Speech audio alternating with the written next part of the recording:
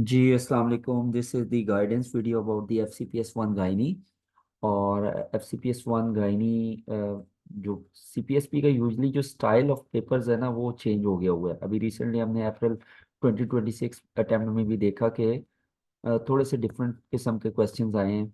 और अब वैसे भी जो CPSP का भी स्टाइल है वो ज़्यादा पेपर टू के हवाले से ये हो गया है कि स्पेशलिटी स्पेसिफिक पेपर टू आता है।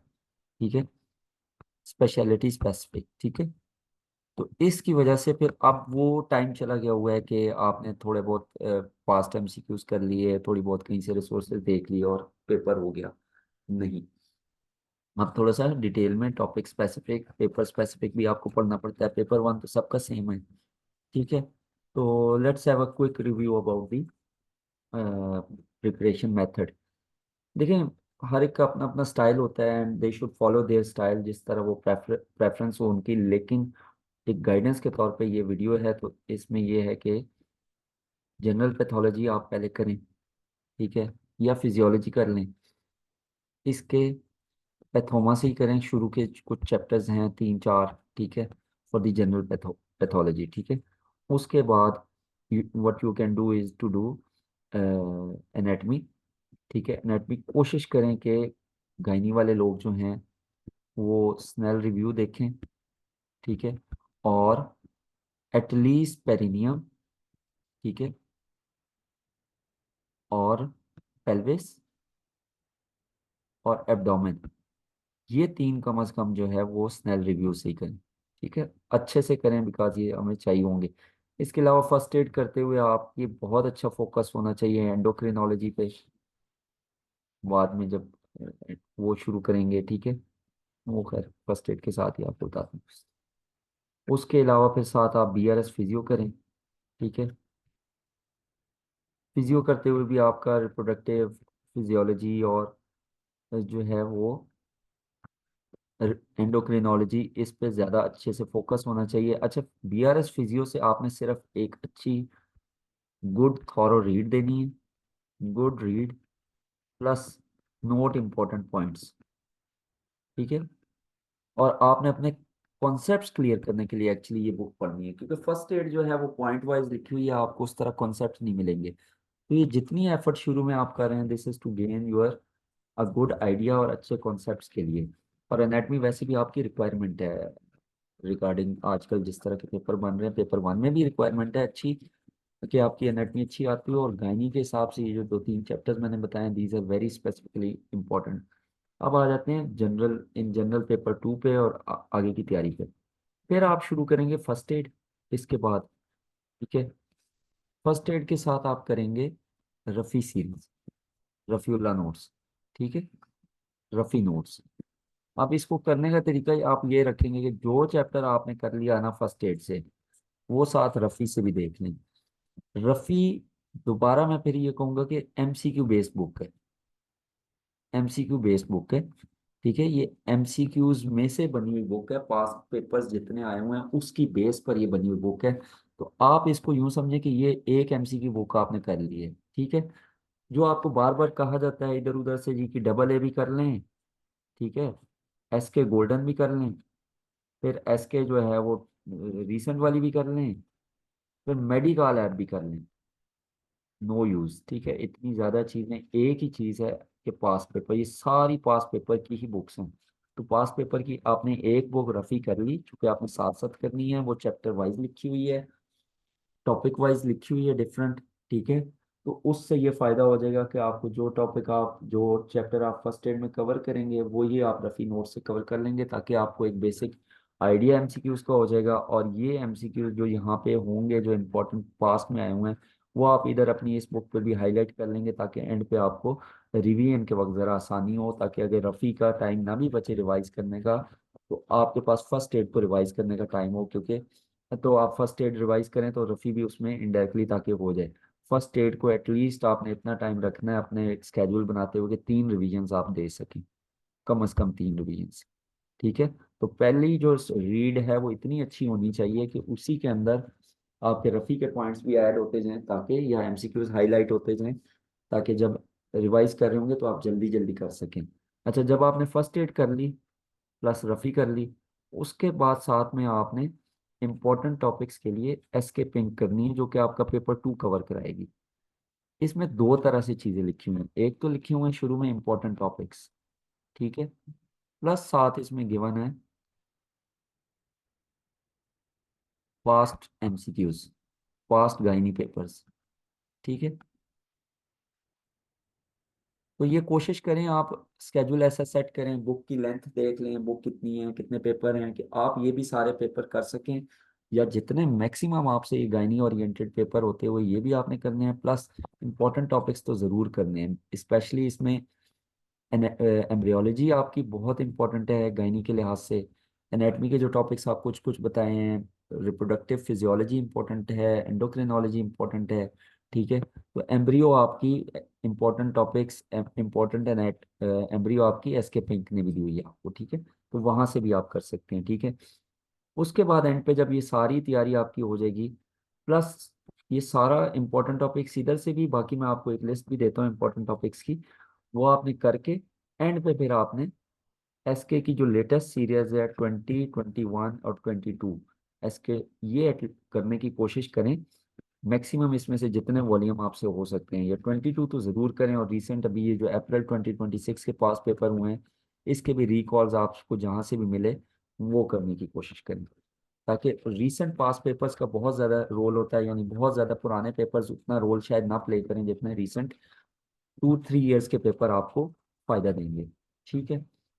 ये आपकी तमाम तर तैयारी मुकम्मल होगी है, ठीक है। यही आपका सारा सीक्वेंस है, यही चीज़ें हैं। अब इम्पोर्टेंट टॉपिक्स की तरफ आ जाते हैं, ठीक है।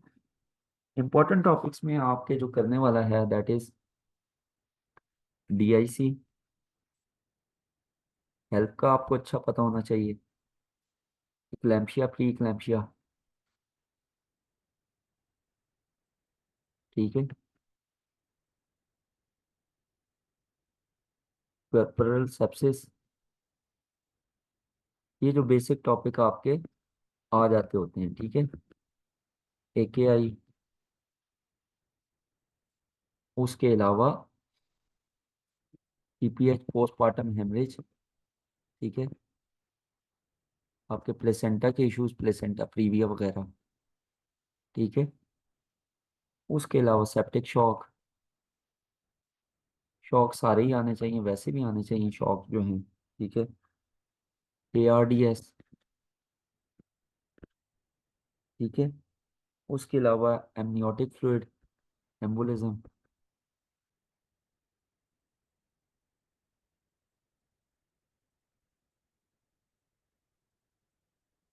उसके अलावा जो इम्पोर्टेंट टॉपिक है दैट इज दी जो आपके फीमेल जेनिटल ट्रैक्ट के कैंसर्स हैं, ठीक है। ओवेरियन कैंसर हो गया, सर्वाइकल कैंसर हो गया, उनकी स्टेजिंग, उनका तरीका का डायग्नोसिस और वो चीज़ें आपको पता होनी चाहिए, ठीक है।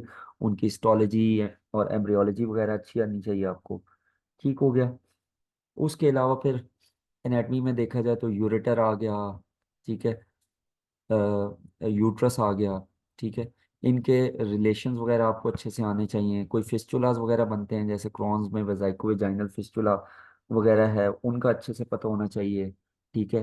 ब्रॉड लिगामेंट वगैरह के बारे में पूछा जाता है। फार्माकोलॉजी पढ़ते हुए भी आपने वो ड्रग्स देखनी है, जैसे एपिलेप्सी है, ठीक है, एपिलेप्सी है, या कोई जहाँ भी होगा कि प्रेगनेंसी में जो दवाई की डोजेज की मॉडिफिकेशन होती है, जैसे थायराइड में है तो प्रोपाइल थायोयूरासिल देते हैं, कब देते हैं, और इस तरह जो भी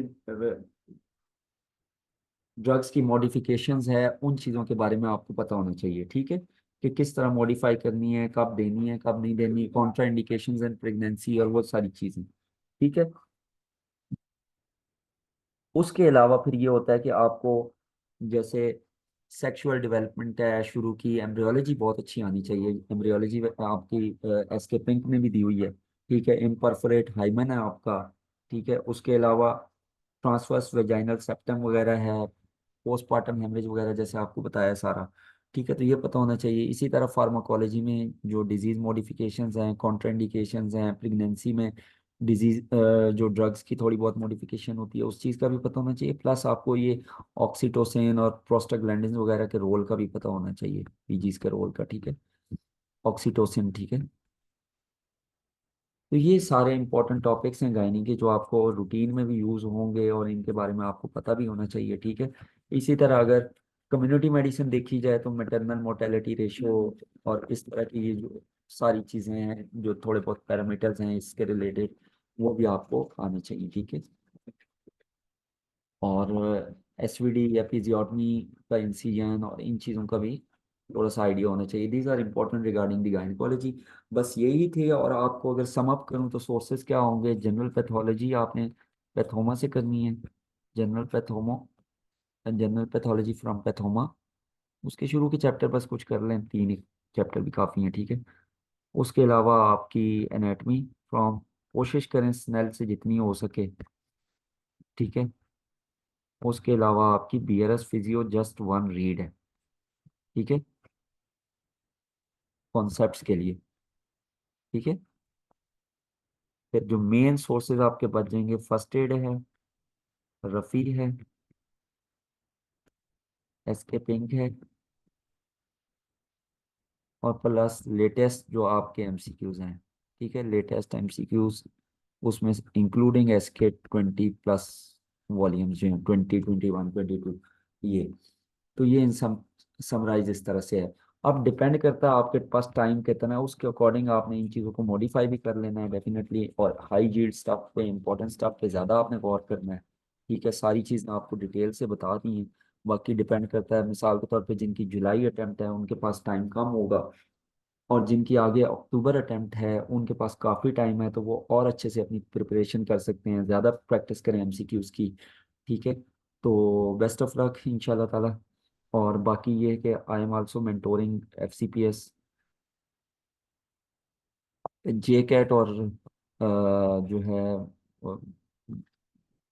एनआरई को भी कर रहा हूँ, ठीक है। उसके अलावा वैसे भी मेरा 10 years+ का टीचिंग एक्सपीरियंस है, बट स्पेशली एफसीपीएस में ये है कि मेडिसिन, सर्जरी, गायनी और एनेस्थीसिया हम अभी तक ऑफर कर रहे हैं, ठीक है। इनमें से जो भी आप लोगों की अगर स्पेशलिटी हो, कोई आप लोगों ने सवाल पूछना हो कुछ भी, तो आई एम ऑलवेज देयर, ठीक है। ये मेरा नंबर है। आप कोर्स ज्वाइन करते हैं कोई भी या नहीं करते, जैसे भी हैं, अगर आप स्टूडेंट हैं और आपकी कोई भी क्यूरी है, तो आई एम ऑलवेज देयर, ये मेरा नंबर है, आप व्हाट्सएप कर सकते हैं और इंशाल्लाह आपकी क्वेरी को रिस्पॉन्ड किया जाएगा। Thank you so much.